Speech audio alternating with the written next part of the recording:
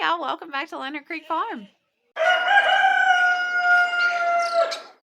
All right, guys, it is a cold, snowy, rainy day. We got a mix of snow and rain today.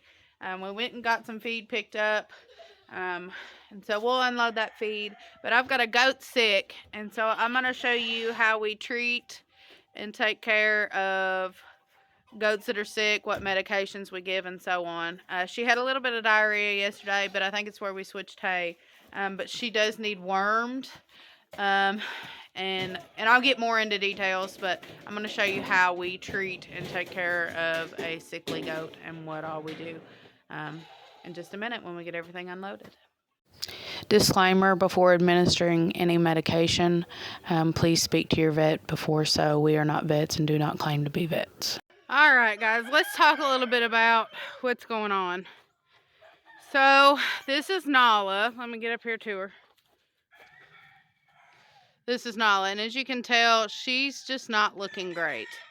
If you watched our most recent video on Nala, it's been maybe back in October or November, she got an infection in her hoof. And just before that, she started on the decline, and she was losing weight. And we couldn't figure out why. We wormed her. We got her Framacha back up. She was doing good. And then she got the infection in her foot, which set her back. And so then we were fighting that. And then since she's had that infection in her foot, she just hasn't been eating like she should. And because of that, she is just declining in health. And we have wormed her. We've given her all the vitamins and the supplements that she needs. And she's just not, I don't know, she's just not thriving. It's hard to watch an animal do this because you really don't know what to do to help them. And so today, I checked her Framacha yesterday. She did have diarrhea yesterday, and I believe it was because we switched to hay. Same farm and everything that it came from, but for whatever reason there was something in there that her stomach couldn't tolerate. She doesn't have diarrhea today. Now, when you're talking about goats that have diarrhea, there's many reasons that they can have diarrhea. Sometimes it's just the change in diet, and with her being sick like she is and just declining like she is, a small change like that can mean a big difference to their gut. We do try to maintain gut health with ProBios, and baking soda helps as well with bloat and things to do with the gut. Now, you can give Pepto-Bismol to goats that have diarrhea. I don't recommend giving Pepto-Bismol to goats that have diarrhea just right off. You want to kind of find the cause of why the diarrhea is there.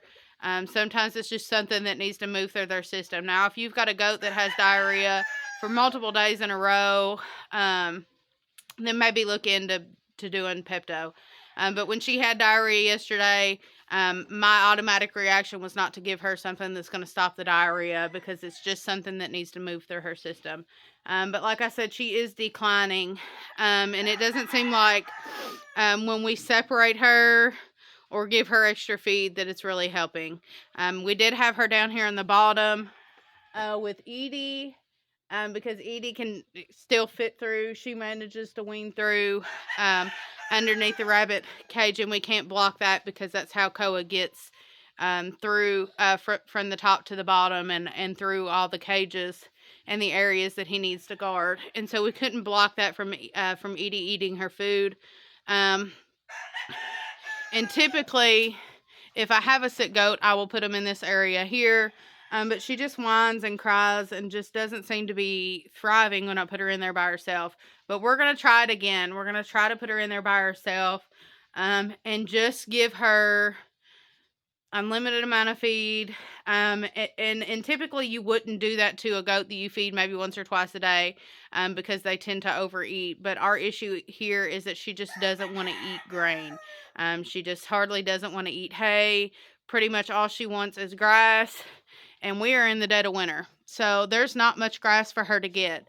I do let her out almost, well, I shouldn't say almost every day, but a few times a week to eat what grass we have in our main yard. But we really need her to get back up. It's hard to have a goat doing this, especially when you're doing all that you know to do. So, like I said, we're going to try again to put her in here by herself. Might take a couple weeks. Now, the goat herd is for sale.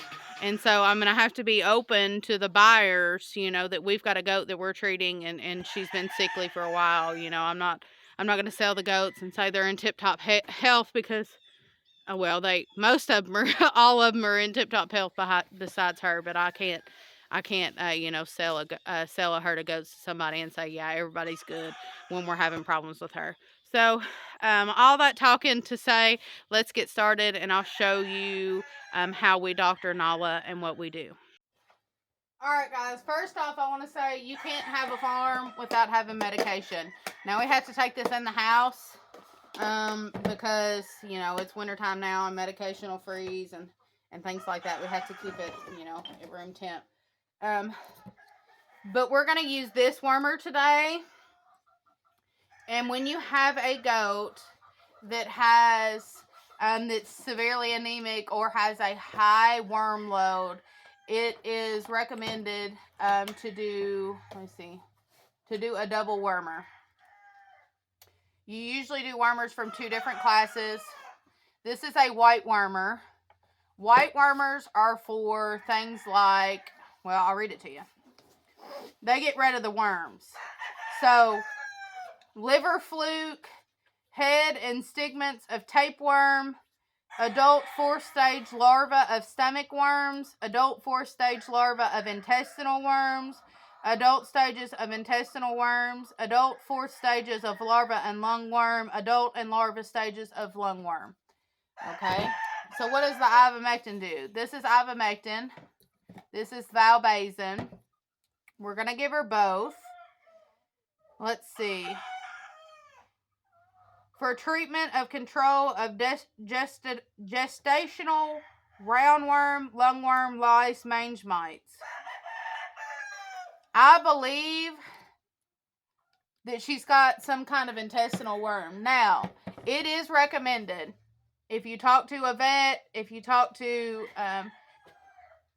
go on a goat group on Facebook, it's recommended to check your goat's feces to see what kind of worms they have. If you're not able to check them at home with a scope of some sort to check the worms, it's recommended to go to your vet.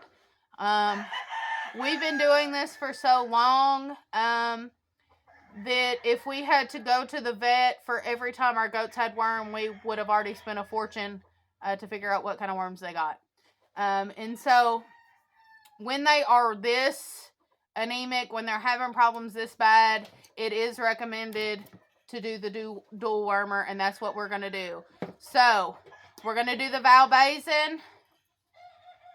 We're going to do 6 ml of the valbazen. Now you need to check the bottle and see what the weight and stuff for your goat is. And we're going to do 1 ml of the ivermectin.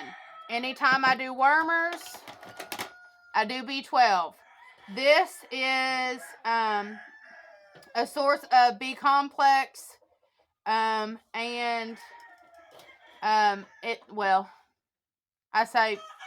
say B12. This is the high level vitamin B complex is what it is. And I give this to my goats anytime I worm them because it just helps them absorb I think it's copper. Let me see. I'm trying to think. I think it's copper. Goats get low on copper. This helps with the wormer. I also give it to them if I have a goat that's just feeling down. It's really good for them. We also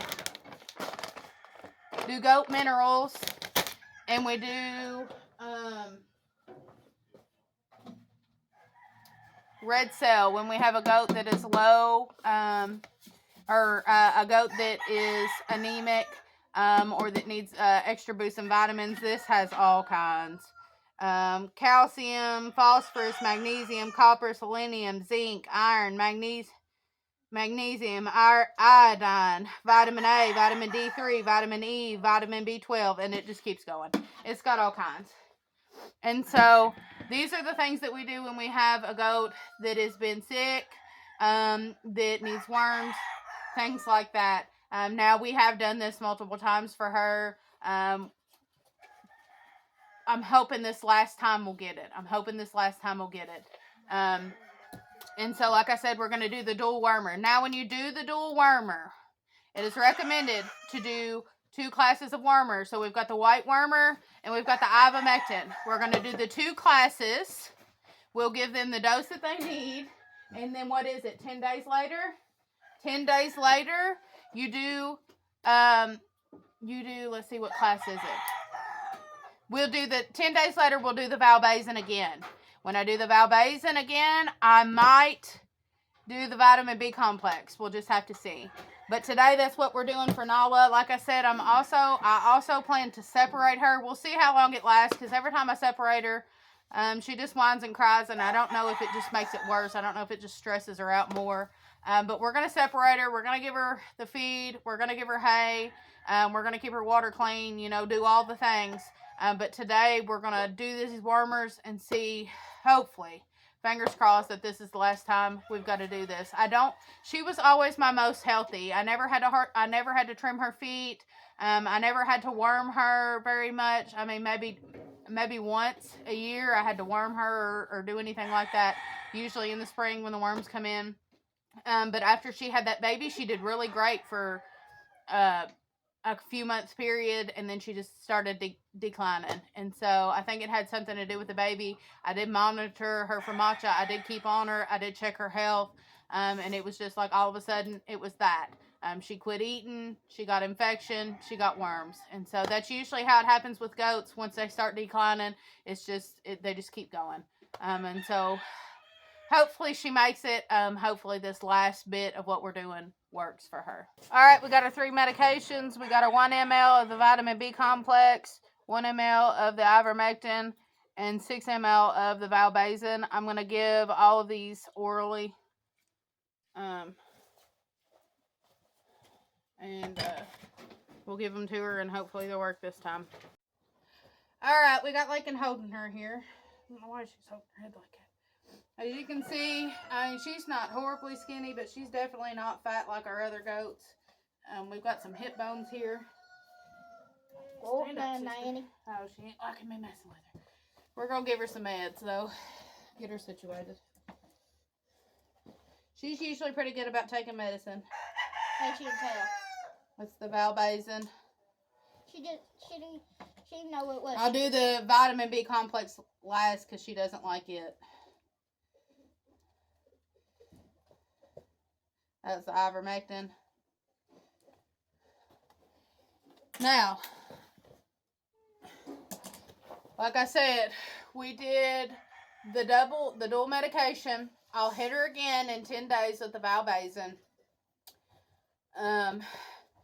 In the meantime, she's going to get access to the loose minerals, and she's also going to get some of the red cell, either in her feed or her water. But we got to get her back up. Sorry, we got a rooster in here. We got to get her back up to health where she needs to be. She wants to get back up to the grass. It's hard to watch her do this because she was my healthiest and my most fat. She was fat and just a really good girl, and I just hate watching her be like this. Now, I don't believe that it's any kind of infection, and we'll talk. I'll tell you why. Because we just treated her, like I said, back in November for a hoof infection, and she did get LA200 with that a few times. And so and I think that caused a lot of the decline was the hoof infection. And so I really don't think that's what it is. I'm hoping that we can get the wormers to really take effect. I think that the worms got in her and got a hold of her real good when she was down with the infection, and that has been our big problem.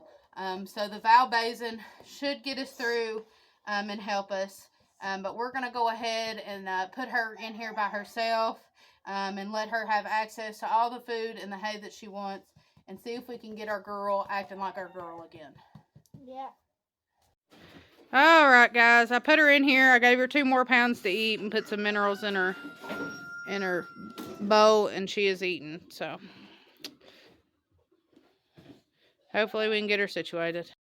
Also, I do want to add, anytime we do anything like this for an animal, trim hoofs, cut rabbit feet, cut their claws, cut anything like that, anything that we do to any specific animal or the whole flock of animals or whole herd of animals, if we have to worm the whole herd, or we have to worm or doctor a specific animal, we always put it down, how much we used, when we did it, and what animal we did it to. So make sure that you're keeping accurate records of your animals.